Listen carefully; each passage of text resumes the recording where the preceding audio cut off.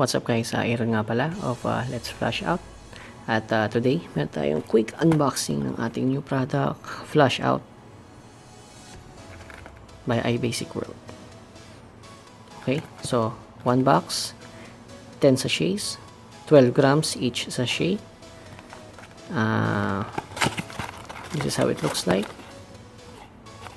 Kung makita nyo sa page ng ibang nagbenta, yung para siyang pahaba, ito po ay galing sa office, bagong packaging niya po, so it's legit. Make sure na 2 years ang expiration date, naka-announce dapat sa box. Ito po yung FDA approval to distribute this product by iBasic World.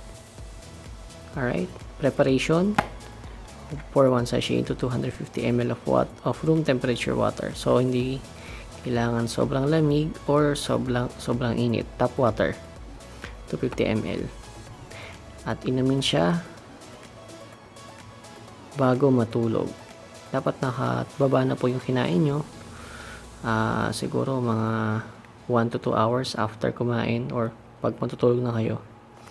Syempre hindi naman po tayo pwedeng matulog matulog agad after kumain. So yun, ganun po.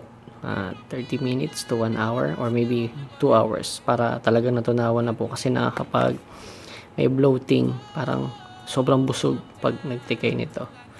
Alright, what else? Ingredients po natin: psyllium seed, oat powder, kiwi, apple guava, oligosaccharides, passion fruit, oil palm fiber, at yung nakakapag-color green sa juice na to is yung barley grass and yung alfalfa chlorophyll. And also the probiotics, Lactobacillus acidophilus. And this came from Japan, na proprietary blend of Sakusesu, Japan. 3 Fukui Meiji Yogo. Okay, so again, yung product, 1 box, ang SRP po natin ay 900 pesos.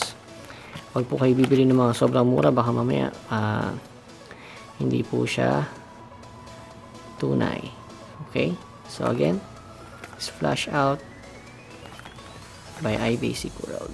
And okay, my name is Aaron, and like our page dito po sa baba, Let's Flash Out, facebook.com/Let's Flash Out, to get more info about this. Alright, and for more videos, subscribe to our channel to get the latest updates.